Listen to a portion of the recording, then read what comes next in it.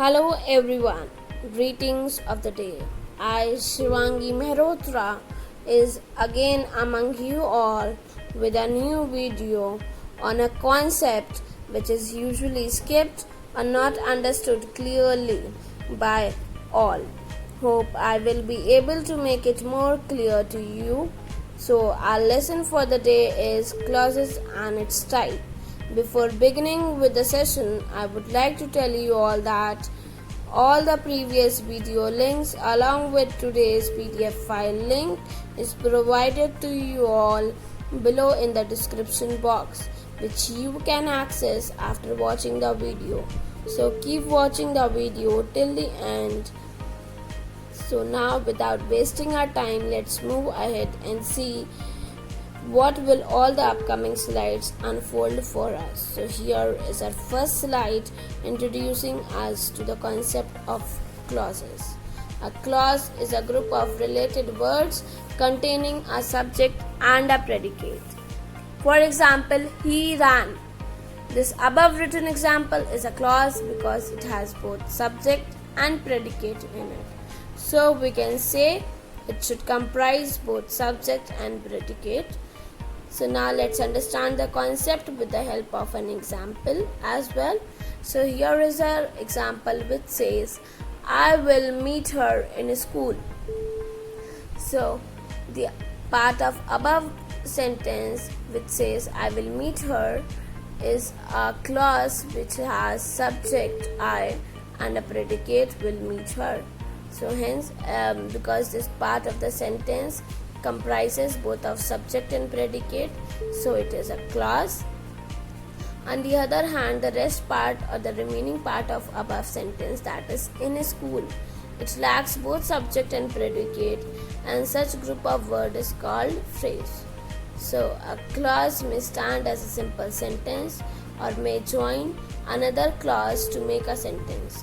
Therefore, a sentence consists of one, two, or more clauses in it. I hope the concept of clause has been much clear to you all. Let's look ahead and study a few examples to observe what actually does a sentence with one, two, or more than two clauses look like. So here is our next slide which will explain us through which we will understand wherein sentences have usually more than one, two, or more clause. So the first example has only one clause which says he is dancing because it has only one subject and one predicate, and over here the subject is he and the predicate is dancing. Let's move towards the second sentence which has two clauses in it and we'll study and understand. So the sentence is I am happy because I won a prize. The sentence over here comprises of two clauses and is joined with a conjunction, that is because. Before because there is the first clause and after because there is the second clause. So the first clause says I am happy. Over here the sentence comprises of a subject and predicate too. So the subject over here is I and predicate is I'm happy, and the second part of the clause I won a prize also tells us a subject as I and won a prize will be the predicate here. So it comprises of two clauses. But coming to a sentence which has more than two, that is over here we have an example which has three clauses in it and it is separated. The separation between the clauses is done with the help of two conjunctions, that is but and because. I like English but my friend likes biology because she wants to become a doctor. So I like English, in this part of clause the subject is I and like English will be the predicate, but my friend likes biology, my friend will be the subject and likes biology will be the predicate. The third clause says she wants to become a doctor. She will be the subject and wants to become a doctor will be the predicate in the sentence. Hence, The sentence over here comprises of one or two more than them, that is three clauses. Let's now study the types of clauses. There are two major types of clauses, that is main or independent clause and subordinate or dependent clause. We'll understand them comparatively with the help of an example. The sentence says she's buying a dress which looks very nice. So the above sentence has two clauses. The first clause, which is she is buying a dress, expresses a complete thought and can stand alone as a sentence. Hence, such a clause is called main or independent clause. While the clause which says which looks very nice does not express a complete thought and can't stand as a sentence. It depends on another clause, that is main clause, to express complete idea. Such a clause is called subordinate or dependent clause. I hope now you all will be easily able to differentiate between main and subordinate clause. We'll study these both type of clauses further individually with the help of their respective examples, so that the concept of types of clauses becomes more clear to us. So let's move ahead. So main or independent clause. Main or independent clause is a clause that expresses a complete thought and can stand as a sentence. Let's look towards the examples. The first sentence says, I met the lady who had helped me. The second says, he became angry and smashed the vase into pieces. The third says, he has a chain which is made of gold. So in the above sentences, each underlined part shows main clause. It expresses complete thought and can stand alone as a sentence. That is why a main or an independent clause is normally referred as a simple sentence. I hope now the main or independent clause is very much clear to one and all, and we'll understand the next part of the type of clause, that is the subordinate clause, and we'll study it also through an example. So let's move ahead towards subordinate clause and let's see what does it unfolds for us. So here is our next slide. Subordinate or dependent clause. Subordinate or dependent clause is a clause which does not express complete thought and depends on another clause, that is main clause, to express its complete thought. Subordinate clause does not express complete idea and so can't stand as a sentence. A sentence having a subordinate clause must have a main clause to express its complete thought. Now understanding it with the help of an example. The example says, he likes Italian pasta which tastes good. So the clause which tastes good in above sentence is a subordinate clause because it does not express complete thought and can't stand as a sentence. It depends on main clause, that is he likes Italian pasta, to express complete thought. Now moving towards types of subordinate clause. So subordinate clauses function as a noun, as an adjective, as an adverb in a sentence too.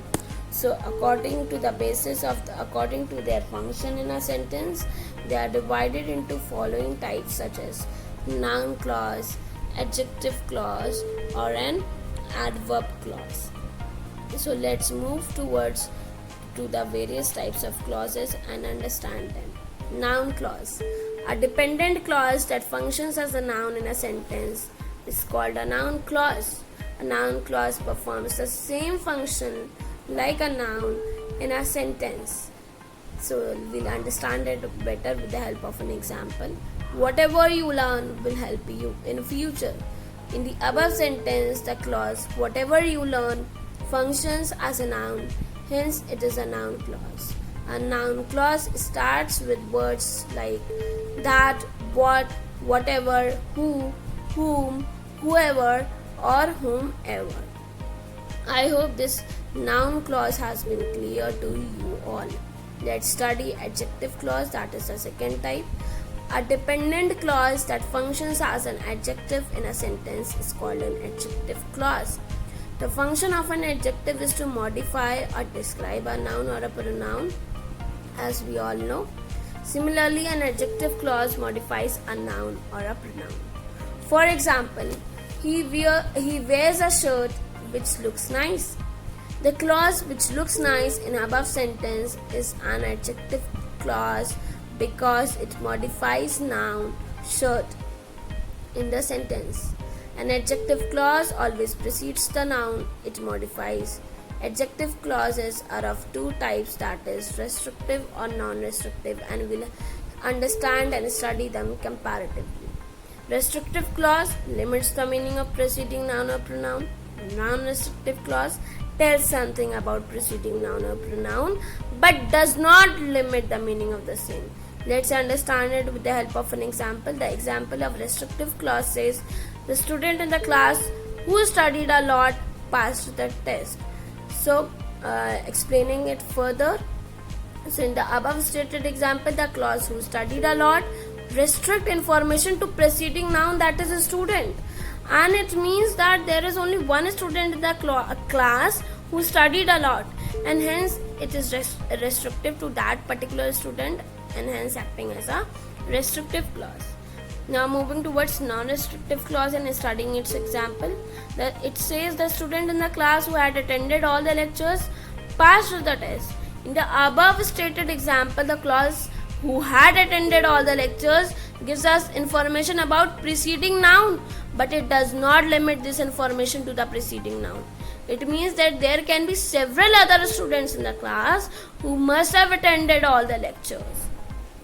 I hope these various comparisons must have cleared what is restrictive and non-restrictive clause, which are a part of an adjective clause. We'll move ahead and understand few more comparisons about adjective about a restrictive clause and non-restrictive clause, and let's see what does they tell us.